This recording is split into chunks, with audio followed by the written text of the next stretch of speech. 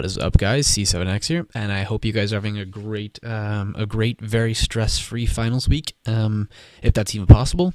And nonetheless, we do have a Battlefield 3 gameplay, and I'm playing on Team Deathmatch. And this is not a very great game because I just kind of picked up one of my shitty controllers that I bought from GameStop for like 15 bucks.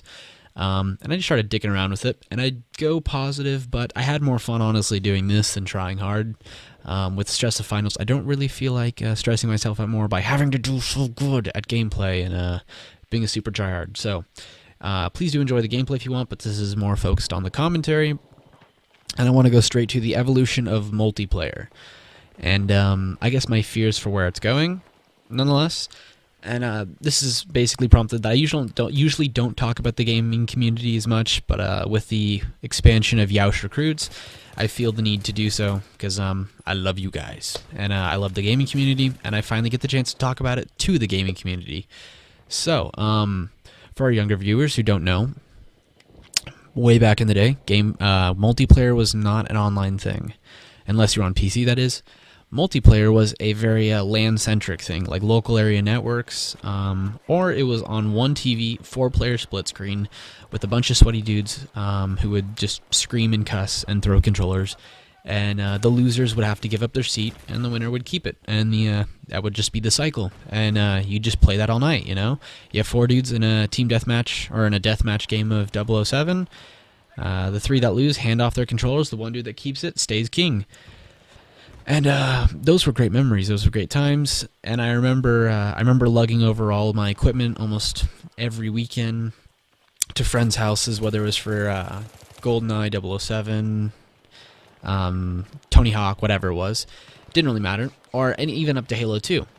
Now, after Xbox came out and PS2 came out, PS2 decided to expand and allow people to play online.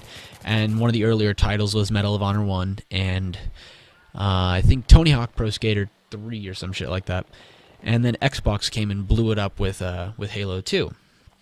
So as you can imagine, things got a bit antisocial after that. People didn't really get together as much. You know, a lot of LAN parties were still to be had around Halo 2 because people were still used to that. But lately I've noticed that gamers are becoming more and more antisocial. With Xbox Live becoming bigger, you have PlayStation Network and Steam.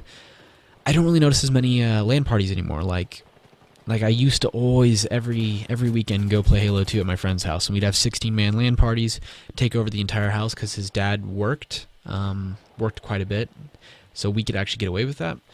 And now a lot of the same people that used to be huge into LAN parties, they're not anymore. They want to sit in their room, they want to lock the door, and they just want to veg out for a couple of hours and then pass out.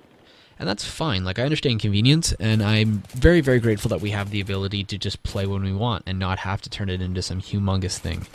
But I do miss the times of, you know, being social, having LAN parties, and having to work for your gaming experience.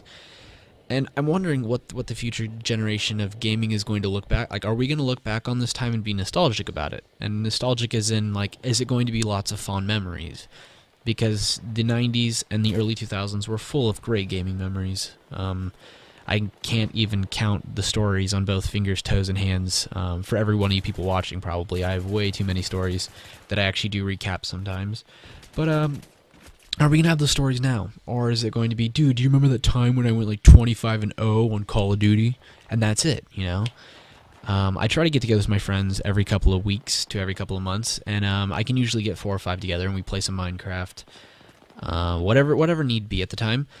But it's not like how it used to be. There was not as much enthusiasm. It's still kind of antisocial and almost not awkward, but you know, sometimes the gaming party will kind of break up and people go off and do their own thing, which is fine. It's not like a Nazi concentration camp or something. But I'm just wondering, with the way things are going, where some games are actually removing LAN altogether or split screen, and as things become online and you have to pay to play and do all that, like, when are we going to draw the line, and when are we going to allow real-life experiences to still occur? And even with YouTube, which I love YouTube, but at the same time too, it does ruin some of the Easter eggs in games. And if you don't want to be spoiled, don't watch it. But at times it does fall into your lap. But I love the YouTube community because it does help people blow up, and it helps us connect. But how can we use this for a tool to kind of get back to our roots in a way? And this entire spiel is inspired by Tetra Phoenix and his growing up with gaming, which we are actually going to be doing a dual commentary later because we are both fond of that era of gaming. But also another thing too is is the nostalgia of certain games going to stay as well? Because back in the Nintendo 64 days, when you had a game, it was lucky to see a sequel no matter how well it sold. When 007 and 007 GoldenEye, like sold a bunch, they made Perfect Dark instead. They didn't even make 007 2. They handed it off to another company who fucked the game over completely, and they made Perfect Dark. And it was even rare to see that, and Perfect Dark was actually a really, really different game than 007, which is great. But now you see today, I mean, we have games that span 2 or 3 consoles. We have Final Fantasy that's been around since early Nintendo days. We have Halo and Call of Duty, which are great games that have been around since, Xbox One, PlayStation days. By the way, yeah, Call of Duty's been around since PlayStation 2, and Xbox has been Halo and COD have been around since Xbox One. And it's just, like, I don't feel like each game really has its moments anymore. With Modern Warfare 3, I get bored with it very fast because I played Modern Warfare 2, I played Black Ops, I played Call of Duty 4, and I played World at War. So where's the new experience? Now it's still fun to try because it's a catchy game. But I don't have the nostalgia. Like, I never really looked back and was like, dude, this game was amazing. You could never recapture that, like, magic again of that game.